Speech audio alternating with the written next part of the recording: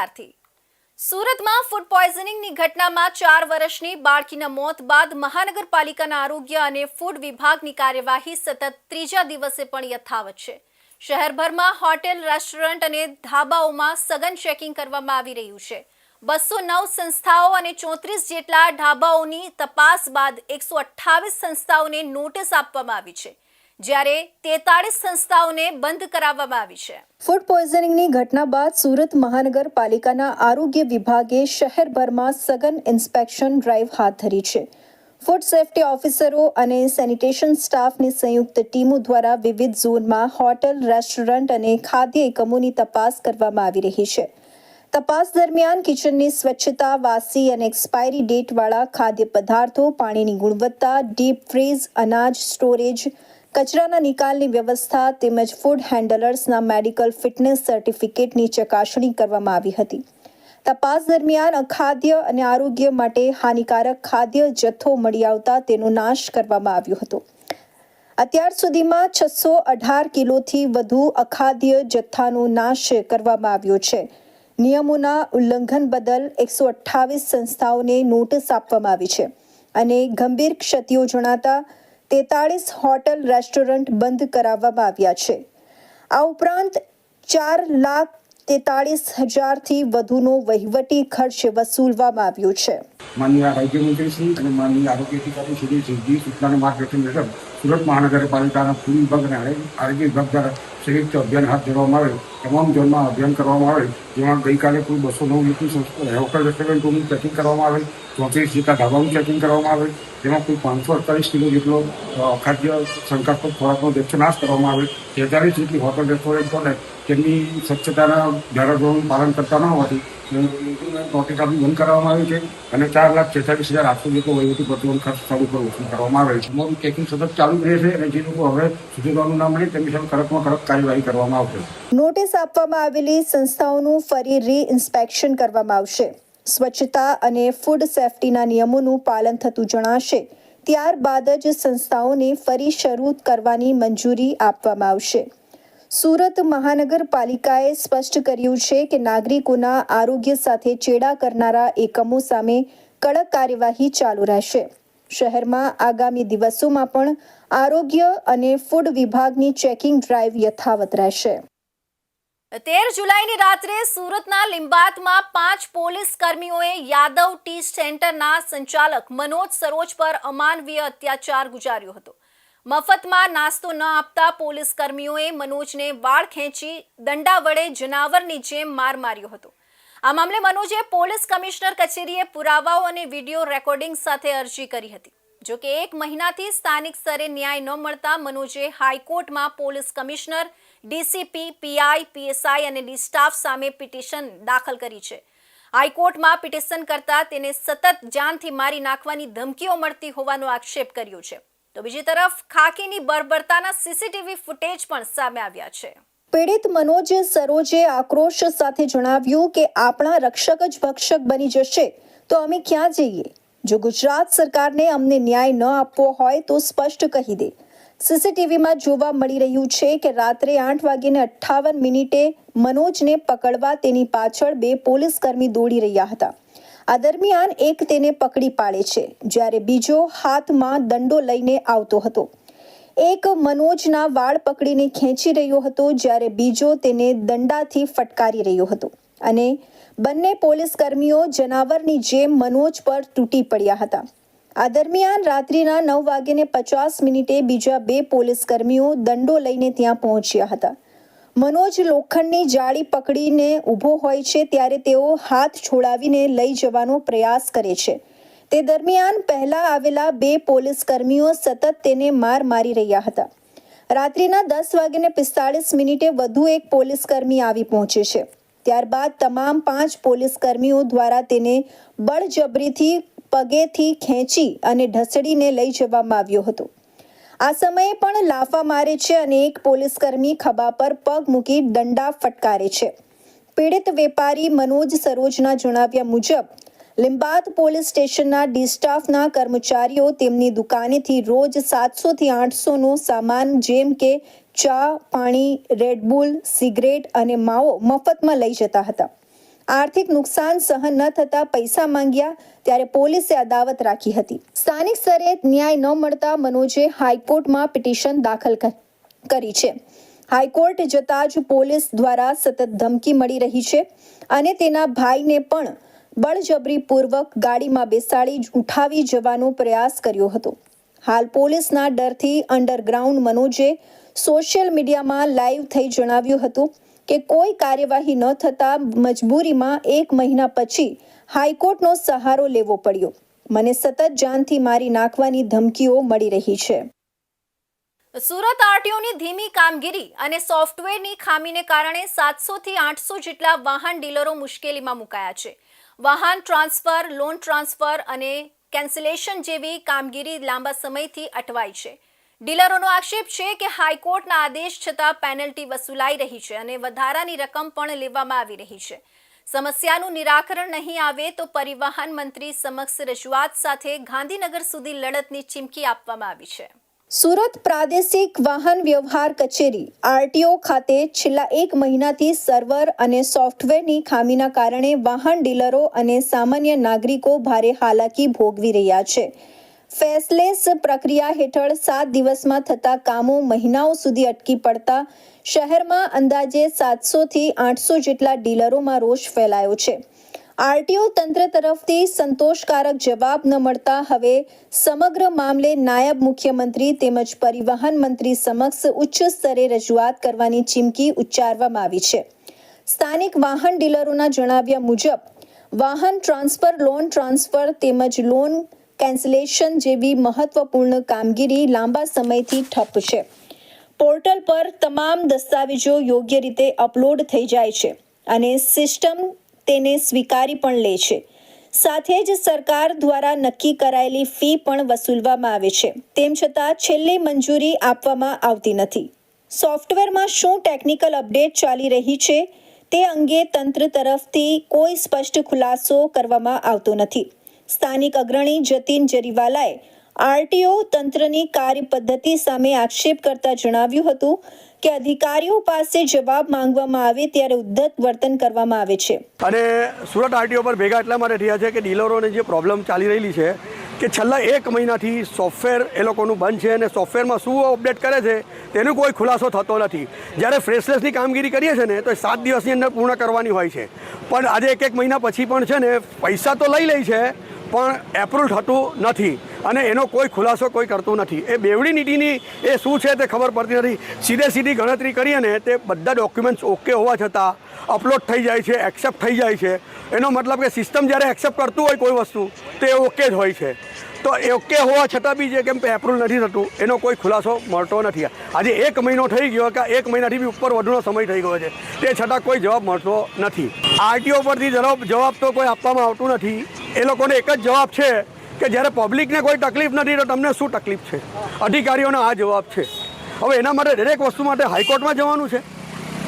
અને જ્યારે તમે જો કોઈ વસ્તુની જવાબદારી લેતા હોય કે તમે કોઈ સર્ક્યુલર પર કામ કરતા હોય તો સર્ક્યુલર પ્રમાણે કહો નહીં તો પબ્લિક એના માટે બી તૈયાર છે. કારણ કે સુરતનું પબ્લિક તો હંમેશા તૈયાર જ છે કોઈ પણ વસ્તુ માટે, પણ સર્ક્યુલર પણ બતાવતા નથી અને કોઈ વસ્તુ બતાવો છો તમે પેનલ્ટી લેવો છો. જ્યારે 3 વ્હીલરની અંદર હાઈકોર્ટે ના કીધું છે 1 દિવસથી 50 રૂપિયા લખે પેનલ્ટી લેવાની નથી, એ તદ્દન ગેરવ્યાજબી છે. જ્યારે હાઈકોર્ટ આ વસ્તુ કહી રહી છે તે છતાં સુરત આરટીઓ હજુ બી પેનલ્ટી લે છે કે 18 વર્ષે આરટીઓ પેનલ્ટી લે છે તો એ હાઈકોર્ટની ઉપર છે. અને માની લો સર્ક્યુલર અમને બતાવે છે તો સર્ક્યુલરમાં સોફ્ટવેરમાં કોઈ અપડેટ નથી થયું હજુ, તો એના પ્રમાણે રીપાસિંગની અંદર જે પૈસા લેવામાં આવે છે વધારાના, જે હાલ અત્યાર સુધી લેવામાં નહોતા આવતા હતા અને સોફ્ટવેરમાં પણ અપડેટ નથી થયું, તો એ સર્ક્યુલેટર શું છે તે મને કહો કે આ બેવડી નીતિ કઈ રીતે ચાલે છે. લેવાનું હોય તો લાલા અને દેવાનું હોય તો નાના. આ બેવડી નીતિ મને ખબર પડતી નથી. ડીલરોનો આક્ષેપ છે કે આરટીઓ તંત્ર નિયમો પોતાના અનુકૂળ મુજબ લાગુ કરી લેવાનું હોય તો લાલા અને દેવાનું હોય તો નાના જેવી બેવડી નીતિ અપનાવી રહ્યું છે. વાહનોના કાગળો સમયસર ક્લિયર ન થતા ગ્રાહકો સાથેના વ્યવહારોમાં પણ અડચણો ઊભી થઈ રહી છે. જો આગામી દિવસોમાં સોફ્ટવેરની સમસ્યાનું કાયમી નિરાકરણ નહીં આવે અને ગેરવ્યાજબી વસૂલાત બંધ નહીં થાય તો ગાંધીનગર સુધી લડત લડવાની તૈયારી દર્શાવવામાં આવી છે. સુરત શહેરમાં ફરી એકવાર કાયદો વ્યવસ્થા અને દારૂબંધીના નિયમોના ખુલ્લેઆમ ધજાગરા ઉડતી શરમજનક ઘટના સામે આવી છે. વિસ્તાર વિસ્તારમાં આવેલી સિદ્ધાર્થનગરની સરકારી શાળા ક્રમાંક 77 અને 248માં કેટલાક અસામાજિક તત્વો દ્વારા દારૂની મહેફિલ માણવામાં આવી હોવાનો ચોંકાવનારો વિડીયો સોશિયલ મીડિયા પર વાયરલ થયો છે. વિદ્યાના પવિત્ર ધામ સમાન વર્ગખંડમાં રાત્રિના અંધારામાં જામ છલકાવાતા શિક્ષણ જગત અને સ્થાનિક નાગરિકોમાં ભારે રોષ ફેલાયો છે. સોશિયલ મીડિયામાં વાયરલ થયેલા વિડીયોમાં સ્પષ્ટ દેખાય છે કે રાતના સમયે શાળાના ક્લાસરૂમમાં આશરે 5 થી 6 જેટલા લોકો આરામથી બેસીને દારૂ પી રહ્યા છે. જે બેન્ચ પર બેસીને માસૂમ બાળકો શિક્ષણ મેળવે છે અને પોતાનું ભવિષ્ય ઘડે છે, તે જ ટેબલ બેન્ચ પર પ્લાસ્ટિકના ગ્લાસ રાખીને ખુલ્લેઆમ દારૂની મહેફિલ જમાવવામાં આવી હતી. ત્યાં હાજર કોઈ વ્યક્તિએ આ સમગ્ર શરમજનક કરતૂતને પોતાના મોબાઈલ કેમેરામાં કેદ કરી લીધી હતી. આ ગંભીર મામલો પ્રકાશમાં આવતા જ નગર પ્રાથમિક શિક્ષણ સમિતિ તાત્કાલિક એક્શન મોડમાં આવી ગઈ છે. શિક્ષણ સમિતિના ચેરમેન રાજેન્દ્ર કાપડિયાએ કડક વલણ દાખવીને શાળાની સુરક્ષા અને પવિત્રતા જાળવવામાં બેદરકારી દાખવનાર વોચમેનને તાત્કાલિક અસરથી નોકરીમાંથી કાઢી મૂક્યો છે. શિક્ષણ સમિતિએ સ્પષ્ટ સંદેશ આપ્યો છે કે શાળા પરિસરમાં આવી અનૈતિક અને ગેરકાયદેસર પ્રવૃત્તિ કોઈ પણ સંજોગોમાં ચલાવી લેવામાં આવશે નહીં. સુરક્ષાકર્મી સહિત કુલ 4 લોકોની ભેસ્તાન પોલીસે ધરપકડ કરી છે. પોલીસના રિપોર્ટના આધારે સમિતિ દ્વારા આગામી દિવસોમાં વધુ કાર્યવાહી અંગે નિર્ણય લેવાશે. ભેસ્તાન પોલીસે ચારે સામે દારૂ મહેફિલનો કેસ નોંધી આગળની કાર્યવાહી હાથ ધરી.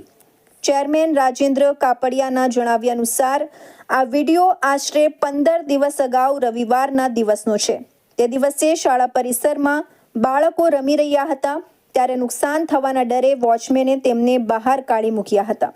ત્યારબાદ વોચમેને પોતાના મિત્રો અને સગા સંબંધીઓ સાથે મળીને શાળાના વર્ગખંડમાં બેઠક જમાવી હતી. બાળકોએ રોષે ભરાઈને આ વિડીયો ઉતારી લીધો હતો. વર્ગખંડની ગરિમા લજવનાર વોચમેન સામે સમિતિએ ત્વરિત શિક્ષાત્મક પગલાં ભર્યા છે. ગઈકાલે લગભગ 5:30-6 વાગ્યાના સમય દરમિયાન મીડિયાના માધ્યમ દ્વારા આ વિડીયો મળ્યો હતો અને એમાં શાળા નંબર 77 અને 246 વેસ્ટર્નમાં સિદ્ધાર્થનગરમાં આવેલી શાળાનો ઉલ્લેખ હતો. ત્યારબાદ નિરીક્ષકો અને આચાર્યોનો સંપર્ક કરતા આ વિડીયો લગભગ 15-20 દિવસ પહેલાનો હતો.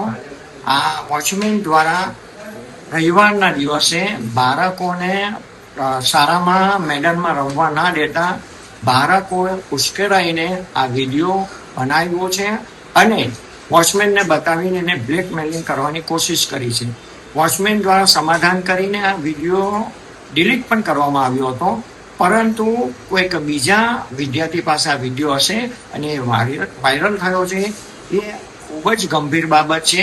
શાળાના સરસ્વતીના ધામમાં આ રીતે કોઈ પણ સંબંધીઓ હોય કે મિત્રો દ્વારા દારૂની પાર્ટી મનાવવામાં આવે એ નગર પ્રાથમિક શિક્ષણ સમિતિ માટે અને શાળા માટે ખૂબ જ ગંભીર બાબત છે. અને આ અનુસંધાને તરત જ વોચમેનની બદલી કરવામાં આવી છે. વેસ્ટર્ન પોલીસ સ્ટેશનમાંથી પણ પોલીસ દ્વારા આ 4 ઇસમોની ધરપકડ કરવામાં આવી છે અને પોલીસ દ્વારા આ તપાસ થઈ રહી છે. બીજી તરફ શાળા પરિસરમાં દારૂની મહેફિલનો વિડીયો વાયરલ થતાં જ સ્થાનિક ભેસ્તાન પોલીસ હરકતમાં આવી ગઈ છે. ભેસ્તાન પોલીસ મથકના પીઆઈ એસબી દેસાઈએ જણાવ્યું હતું કે વાયરલ વિડીયોની ટેકનિકલ અને સ્થળ તપાસ શરૂ કરી દેવામાં આવી છે.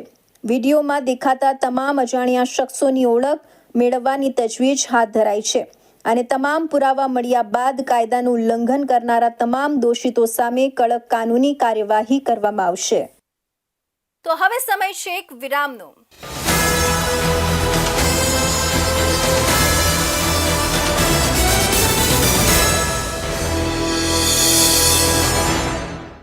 મુદ્દાઓ છે દેશના,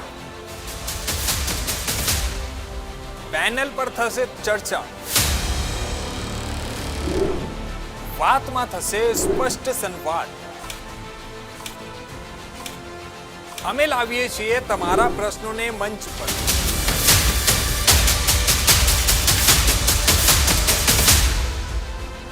કેમ કે સમસ્યા તમારી, લડત તમારી. જુઓ મારી સાથે ફક્ત ઇન્ડિયા ન્યૂઝ ગુજરાત પર.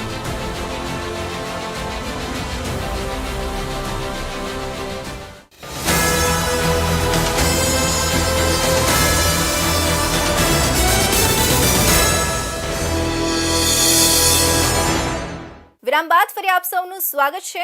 સુરતના ડિંડોલી પોલીસ મથકની સામે વાહનો અથડાયા બાદ બંને પક્ષો વચ્ચે ઉગ્ર બોલાચાલી થઈ હતી, જે બાદ છૂટા હાથની મારામારી શરૂ થઈ ગઈ। મહિલાને માર મારતા મામલો વધુ વણસ્યો અને ત્રણેય લોકો મારામારી કરતા પોલીસ મથકની અંદર સુધી પહોંચી ગયા। ઘટનાનો વિડીયો વાયરલ થતા પોલીસે બંને પક્ષોને અટકાવી કાર્યવાહી હાથ ધરી છે। સુરતના ડિંડોલી પોલીસ સ્ટેશનની ઠીક સામે વાહનો અથડાતા ભારે હોબાળો મચી ગયો હતો। પોલીસ મથકના ગેટ બહાર પોલીસ વાન હાજર હોવા છતાં કાયદાના ડર વિના બંને પક્ષો વચ્ચે રસ્તા પર જ તૂતુ મેમે શરૂ થઈ હતી।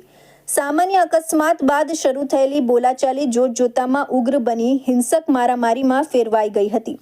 અકસ્માત બાદ ઝઘડા દરમિયાન મહિલાએ એક યુવકને ધક્કો માર્યો હતો, જેનાથી ઉશ્કેરાઈને યુવકે મહિલા પર હાથ ઉપાડી માર માર્યો હતો। આ જોઈ મહિલા સાથે રહેલા અન્ય પુરુષે તે યુવક પર હુમલો કરી તેને માર મારવાનું શરૂ કર્યું હતું। એકબીજાને માર મારતા ત્રણેય લોકો રસ્તા પરથી છેક પોલીસ સ્ટેશનની અંદર સુધી પહોંચી ગયા હતા। પોલીસ મથક બહાર થયેલી આ મારામારીનો વિડીયો સોશિયલ મીડિયા પર વાયરલ થતાં પોલીસ તંત્ર દોડતું થયું હતું। ઘટના સ્થળે હાજર પોલીસે તાત્કાલિક વચ્ચે પડી મામલો ઠાળે પાડ્યો હતો। હાલ ડિંડોલી પોલીસે બંને પક્ષોને અંદર લઈ જઈ તેમના નિવેદનો નોંધવાની તથા આગળની કાયદેસરની કાર્યવાહી શરૂ કરી છે। સુરત શહેર યુથ કોંગ્રેસ દ્વારા શહેરની વિવિધ સમસ્યાઓને લઈને બેટર સિટી અભિયાનની જાહેરાત કરવામાં આવી છે। સુરતના યુવાનો, વિદ્યાર્થીઓ અને સામાન્ય નાગરિકોના પ્રશ્નોને વાચા આપવા માટે યુથ કોંગ્રેસ દ્વારા હેલ્પલાઇન શરૂ કરવામાં આવશે। સાથે જ કાર્યકર્તાઓ ઘર ઘર જઈ નાગરિકોની સમસ્યાઓનું રજીસ્ટ્રેશન કરશે। એકત્રિત કરવામાં આવેલી સમસ્યાઓને તંત્ર સમક્ષ રજૂ કરી તબક્કાવાર જન આંદોલન ચલાવવાની પણ જાહેરાત કરવામાં આવી છે। સુરત શહેર યુથ કોંગ્રેસ દ્વારા બેટર સિટી અભિયાન અંતર્ગત પત્રકાર પરિષદ યોજવામાં આવી હતી। આ પત્રકાર પરિષદમાં ઓલ ઇન્ડિયા યુથ કોંગ્રેસના જોઈન્ટ સેક્રેટરી સંભવી શુક્લા અને સુરત શહેર યુથ કોંગ્રેસના પ્રમુખ મેહુલ દેસાઈએ શહેરના વિવિધ પ્રશ્નોને લઈ યુથ કોંગ્રેસની આગામી રણનીતિ અંગે માહિતી આપી હતી। યુથ કોંગ્રેસે ખાસ કરીને ગીગ વર્કર્સની સમસ્યાને મહત્વનો મુદ્દો ગણાવ્યો છે। ગીગ વર્કર્સને સામાજિક સુરક્ષા, વીમો અને ભવિષ્યની સુરક્ષા જેવી સુવિધાઓના અભાવ સાથે ફિક્સ વેતન અને રોજગારીના પ્રશ્નોનો સામનો કરવો પડતો હોવાનો દાવો કરવામાં આવ્યો છે। આ ઉપરાંત સુરતમાં પીવાના પાણીની ગુણવત્તા અને ઉપલબ્ધતા, વિદ્યાર્થીઓની સમસ્યાઓ તથા સતત વધી રહેલી શિક્ષણ ફીને લઈને પણ યુથ કોંગ્રેસે સવાલો ઉઠાવ્યા છે। સામાન્ય પરિવારના વિદ્યાર્થીઓ માટે સારી સ્કૂલ અને કોલેજમાં શિક્ષણ મેળવવું મુશ્કેલ બની રહ્યું હોવાનો આક્ષેપ કરવામાં આવ્યો છે। ચોમાસા દરમિયાન ગટર ઉભરાવાની, પાણી ભરાવાની અને પીવાના પાણીની સમસ્યાને લઈને પણ યુથ કોંગ્રેસે મહાનગરપાલિકા સામે સવાલો કર્યા છે। પ્રી મોન્સૂન કામગીરી પાછળ કરોડો રૂપિયાનો ખર્ચ થવા છતાં વરસાદ દરમિયાન નાગરિકોને હાલાકી ભોગવવી પડે છે તેવો આક્ષેપ કરવામાં આવ્યો છે। બેટર સિટી અભિયાન હેઠળ યુથ કોંગ્રેસના કાર્યકર્તાઓ સુરતના વિવિધ વિસ્તારોમાં ઘર ઘર જઈ નાગરિકોની સમસ્યાઓનું રજીસ્ટ્રેશન કરશે। નાગરિકો પાસેથી તેમની સમસ્યાઓ અંગે માહિતી મેળવી તેનું સંકલન કરવામાં આવશે અને ત્યારબાદ આ મુદ્દાઓને તંત્ર સમક્ષ રજૂ કરવામાં આવશે। આ ઉપરાંત અભિયાન માટે હેલ્પલાઇન નંબર પણ જાહેર કરવામાં આવશે। નાગરિકો મિસ્ડ કોલ દ્વારા પોતાનું રજીસ્ટ્રેશન કરાવી શકશે। મળેલી ફરિયાદો અને સમસ્યાઓના આધારે અલગ અલગ મુદ્દે તબક્કાવાર આંદોલન અને જન અભિયાન ચલાવવાની જાહેરાત કરવામાં આવી છે।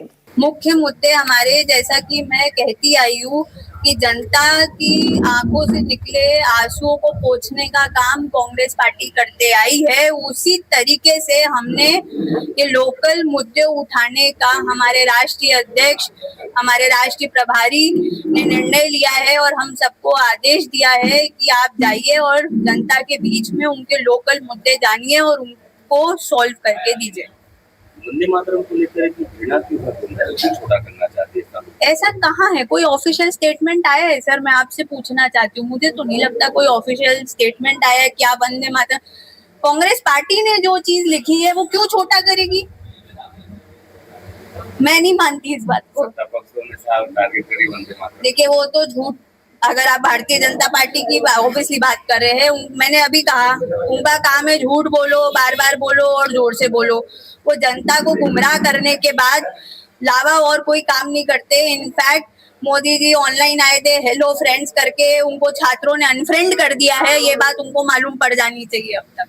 યુથ કોંગ્રેસના જણાવ્યા પ્રમાણે બેટર સિટી માત્ર એક કાર્યક્રમ નહીં, પરંતુ સુરતના નાગરિકોની સમસ્યાઓને સમજવા, તેને એકત્રિત કરવા અને તેના ઉકેલ માટે સતત જન આંદોલન ઊભું કરવાનો પ્રયાસ છે.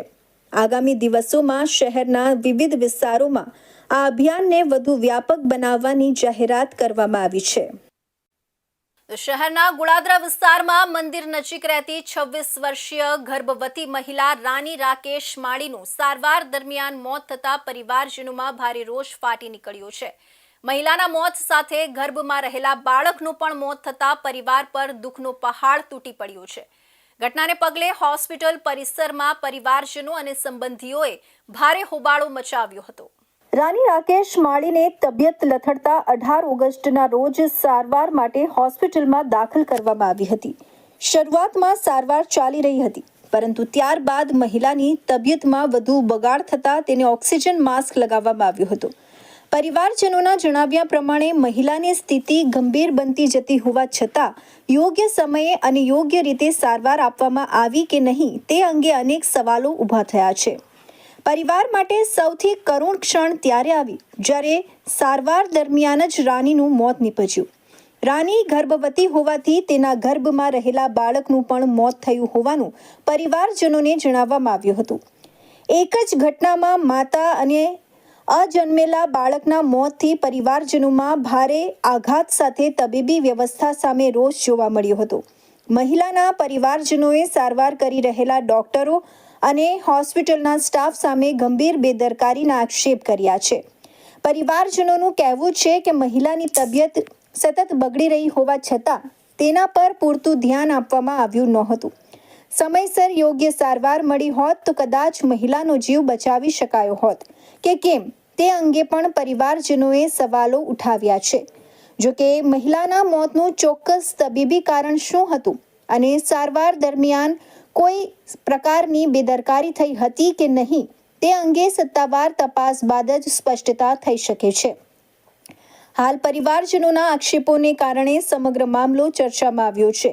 મહિલાના મોતના સમાચાર મળતા જ પરિવારજનો અને સંબંધીઓ હોસ્પિટલ પરિસરમાં એકત્ર થઈ ગયા હતા. परिवारजनों भारे आक्रोश जोवा मळ्यो हतो. कल शाम को तो वापस हम लोग ने फोन किया तो बोले कुछ नहीं, एक काम करो आप लेके आओ हॉस्पिटल हम वापस लेके गए उनको, तो वापस उन्होंने 2-3 बाटला वापस चढ़ाया, खून का भी बाटला चढ़ाया, सब चीज किया. वहां तक सब नॉर्मल थे, सब चीज नॉर्मल था, वहां पे भी सब नॉर्मल ही हो गए थे. फिर रात में डॉक्टर सब अपने अपने घर पे चले गए. वहां पे कोई डॉक्टर मौजूद नहीं था, खाली नर्स थी, उसके अलावा कोई नहीं था वहां पे. डॉक्टर रिसेप्शन भी नहीं था, कोई भी नहीं था, खाली अपना वो नर्स ही लोग थी. और नर्स लोग को तो मेरे को ऐसा लगता है कि उन लोग को कुछ पढ़ने भी नहीं आता होगा, वैसे नर्स थी, बिना डिग्री के डाल दिया होगा. तो आप क्या चाहते हो? और जो डॉक्टर आए थे उनसे कुछ बातचीत हुई आपकी? हमारी कोई बातचीत नहीं हुई डॉक्टर से. डॉक्टर बाहर ही नहीं निकल रहा है, हमारी कोई बातचीत नहीं हुई. खाली डॉक्टर आया सुबह 7 बजे, डॉक्टर खाली चेक किया और चेक करने के बाद बोल दिया कि मृत घोषित कर दिया हमारी सिस्टर को. हाल समग्र मामले परिवारजनों द्वारा કરવામાં આવેલા આક્ષેપોની સત્તાવાર પુષ્ટિ થવાની બાકી છે. મહિલાની સારવાર દરમિયાનના મેડિકલ રેકોર્ડ, સારવારની વિગતો અને તબીબોની નોંધના આધારે જ મોતનું ચોક્કસ કારણ તથા કોઈ બેદરકારી થતી હતી કે નહીં તે અંગે સ્પષ્ટતા થઈ શકશે. ગોળાદરાની આ ઘટનામાં એક તરફ 26 વર્ષીય મહિલાનું મોત અને બીજી તરફ ગર્ભમાં રહેલા બાળકના મોતથી પરિવાર પર બેવડો આઘાત આવ્યો છે. હવે પરિવારજનોના આક્ષેપો બાદ તબીબી તપાસમાં સમગ્ર હકીકત શું છે તે સામે આવે છે તેના પર સૌની નજર છે.